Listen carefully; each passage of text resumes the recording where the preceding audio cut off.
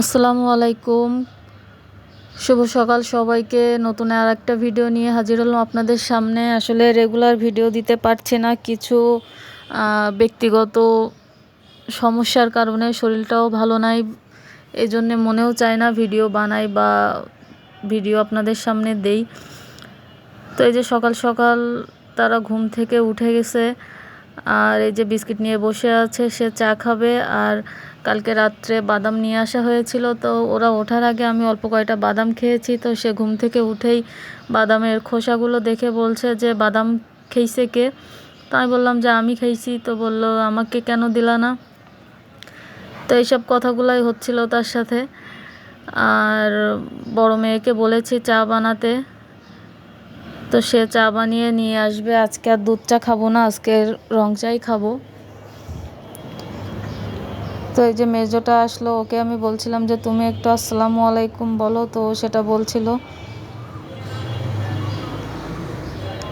আর আজকের ভিডিওতে আপনাদের সাথে শেয়ার করব যে আমার ছোট মেয়ে, তার সাথে ঘটে যাওয়া একটা ঘটনা। আসলে ছোট মেয়েটা খুবই দুরন্ত, সে একটু ঠান্ডা থাকে না। তাকে ধরে রাখা খুবই মুশকিলের একটা কাজ আমার কাছে মনে হয়। তো এই যে বাজারে গিয়েছিলাম, মাছ নিয়ে আসলাম কিছু। ঘরে কোনো মাছই ছিল না, তো 2 পদের মাছ নিয়ে আসলাম। রসুন নিয়ে আসলাম, কাঁঠালের দানা নিয়ে আসলাম, যেটা আমার খুব পছন্দের। তো বাজারগুলো সব ঢেলে নেব। এই মাছগুলো এখন কাটতে হবে ভেবেই মাথা নষ্ট হয়ে যাচ্ছে, কারণ কই মাছ নিয়ে আসছি 2 কেজি। তো 2 কেজি কই মাছ কাটতে কাটতে তো আমার জীবনও শেষ, আমার হাতও শেষ। যেদিন কই মাছ নিয়ে আসি আমি ভাতই খেতে পারি না, কারণ কই মাছ কাটতে কাটতে আমার পুরো হাতই জর্জরিত হয়ে যায়। মাঝে মাঝে বাজার থেকে কেটে দেয়, কিন্তু ওরা বলল যে লোক নাই আপা, আজকে কেটে দিতে পারবো না। তো শুধু পাঙ্গাস মাছটাই কেটে নিয়ে আসলাম। আর হচ্ছে কই মাছগুলো তো কাটা হয়নি, ওইভাবে নিয়ে আসছি। তো আমারই তো কাটা লাগবে। প্রথমে ভেবেছিলাম যে মাছগুলো আজকে ফ্রিজে উঠিয়ে রাখি, পরে সময় করে কাটবো, কিন্তু মনে হলো যে না, একেবারেই কেটে নিই। আর এখানে কিছু চিংড়ি মাছও ছিল, অল্প করে চিংড়ি মাছ নিয়ে আসছিলাম। আসলে চিংড়ি মাছ কিন্তু বেশি করে এনে রাখলে কেমন জানি কালো কালো হয়ে থাকে, এটা দেখতেও ভালো লাগে না, আর খেতেও যেন রুচি করে না। তো এই যে মাছ আমি কেটে কিছুটা ধুয়ে ঝোলটা বসিয়ে দিয়েছি। এখনও মাছ কিন্তু কাটা বাকি আছে, কারণ রান্না করতে অনেক দেরি হয়ে যাচ্ছিল। আর এদিকে এই যে ভাজি কেটে নিয়েছি আমি, আলু, ভেন্ডি, চিংড়ি মাছ ধুয়ে বেছে নিয়েছি, পেঁয়াজ মরিচ সব একসাথে কেটে এখন তেলটা গরম করে এটার মধ্যেই মশলা টশলা দিয়ে ছেড়ে দেব, যেটাকে বলে রেডিমেড ভাজা। তো আগে একদিন এরকম করে করেছিলাম, দেখলাম যে অনেক ভালো লাগিছে, এই জন্য আবার আজকেও এইভাবে ট্রাই করতেছি। আগে কিন্তু আমি পেঁয়াজ ভেজে, মরিচ ভেজে, চিংড়ি মাছ একটু ভেজে তারপরে ভেন্ডিগুলো দিয়ে দিতাম, আর এখন এই যে সব ধরেই ঢেলে দিলাম। তো নেড়ে চেড়ে সুন্দর করে এটা ভেজে নেব মশলাপাতি দিয়ে যা যা লাগে। আর আবার মাছটা কাটতে বসবো।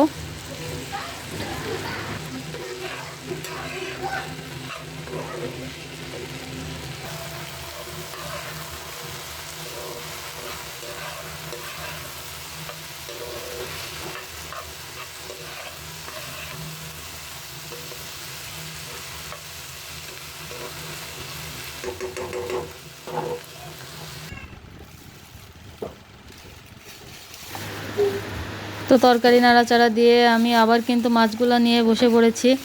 এখনও অর্ধেকের বেশি মাছ কাটা বাকি। আমি অল্প কিছু মাছ কেটে ধুয়ে রান্না চাপিয়ে দিলাম, আর এই যে এখনও অর্ধেকের বেশি মাছ এখানে বাকি, তো এগুলো এখন কেটে নিতে হবে। তো মাছ কাটা শেষ, পরিষ্কার করে ধুয়ে ফ্রিজে উঠালাম, আর ভাবলাম যে একটু গাছে পানি দিয়ে নিই। তো এই গাছগুলো আমি বারান্দা থেকে বাইরে এনে রেখেছি, সিঁড়ির গোড়ায় গাছগুলো থাকলে দেখতে বেশ ভালো লাগে। তো এখানে তো একটু পানি দেওয়ার ব্যাপার স্যাপার থাকে, তো সেগুলাই দিচ্ছিলাম। আর এই সবগুলা কাজ করতে করতেই কিন্তু আমার জীবনে একটা অঘটন ঘটে গেল। তো এই পানি দিয়েছি, নিচে চুয়ে চুয়ে পড়লো, তো এই পানিগুলো আবার মোছা লাগবে। এখানে 2টা গাছ রেখেছি, আর ওপাশে একটা 3টা গাছ রেখেছি। এই যে জুতার একটা আপনাদেরকে দেখিয়েছিলাম, কিনে নিয়ে আসছিলাম, তো সেটার উপরে এগুলো রাখলাম। আর বারান্দার দেখি কি অবস্থা, বারান্দার গাছগুলোতেও পানি দেওয়া লাগবে। এত পরিমাণে রোদ্দুর, 2 বেলা পানি দিলেও গাছ একদম শুকিয়ে হাড়কাঠ হয়ে থাকে। আর এদিকে পাখিদের অবস্থা, খাবারের পাত্র একদম উল্টে কি অবস্থা। ডিমও দিয়েছে, তো ডিমগুলো উঠিয়ে নেব। আমার পাখিরা মাশাআল্লাহ প্রতিদিন 3টা করে ডিম দেয়। তো এই যে এটা আজকের ডিম। আর এই মগগুলো এখানে জমে গিয়েছে, এগুলাও নিয়ে যাব। আর ডিমের পাত্রটা এখানেই রেখে দিয়েছি, কারণ বারবার নিয়ে যেতে ভালো লাগে না। তো আবার এই ডিমগুলো জমেছে, আগের দিন রান্না করেছিলাম আর আবার এগুলো জমা হয়েছে। তো রান্না করতে করতে যে অঘটনের কথা আপনাদেরকে বলছিলাম, সেটা হলো এই যে রান্না করতে করতেই বা কাজ শেষ করে মেয়েকে নিয়ে বেরিয়ে আসলাম, কারণ আমার মেয়ে নাকের মধ্যে ছোট্ট একটা কাঠের টুকরা ঢুকিয়ে ফেলেছে। তো সেটা বের করার জন্যই ফার্স্টে শিশু হাসপাতালে গিয়েছিলাম, তো সেখানে হলো না। তো এখানে নাক কান গলার একটা হসপিটাল আছে, আমি জানি না আসলে নামটা কি। ওনারা বলল যে এখানে একটা হসপিটাল আছে, প্রাইভেট ক্লিনিক, ওখানে নিয়ে যান, ওখানে ছাড়া সম্ভব না। তো সেখানেই মেয়েকে নিয়ে যাচ্ছি।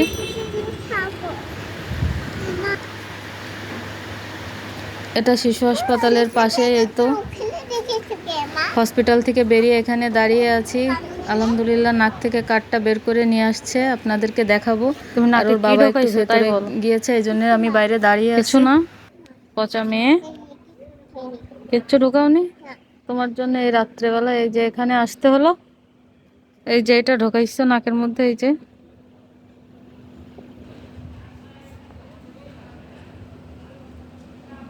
দেখছস, এই যে দেখ, এই যে এটা না, এটা তোমার হাতে দিয়ে তুমি আবার নাকে ঢোকাই দিবা? তা কি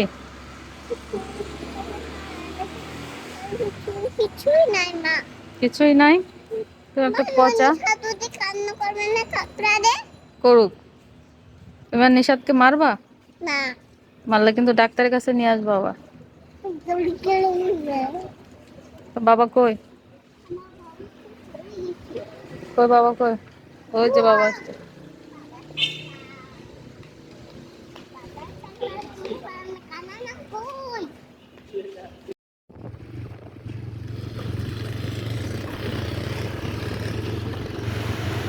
তো যাই হোক, বাসায় ফিরে যাচ্ছে। আসার সময় আমি একাই এসেছিলাম, ওর বাবা পরে এসে আমাদেরকে নিয়ে যাচ্ছে।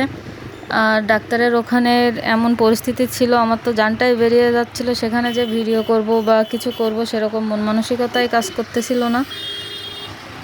তো যাই হোক, বাচ্চাদের কিছু হলে মার উপর দিয়ে কি যায় সেটা মাই বুঝতে পারে। তো ওর এই অবস্থায় আমি একাই ওকে নিয়ে বেরিয়ে আসছিলাম। আর বড় মেয়ে, মেজো মেয়েও তারা বাসায় আছে, তো ওদের জন্যেও টেনশন হচ্ছিল যে বাসায় না জানি কি করতেছে। আর এখন প্রায় অনেক রাত, 11টার মতো বেজে গেছে। তো ওকে নিয়ে বাসায় যাচ্ছি, সবাই দোয়া করবেন আমার মেয়ের জন্যে।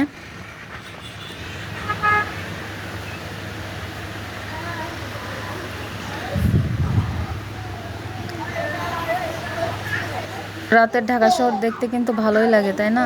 আর এই যে বাসায় আসার পরে তার দুষ্টামি শুরু।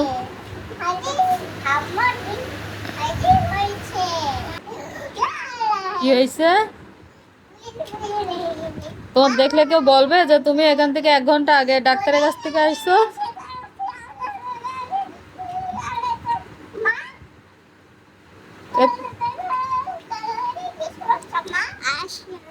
শুনতে পাই না, এদিক সরে এসো, সরে এসে বলো।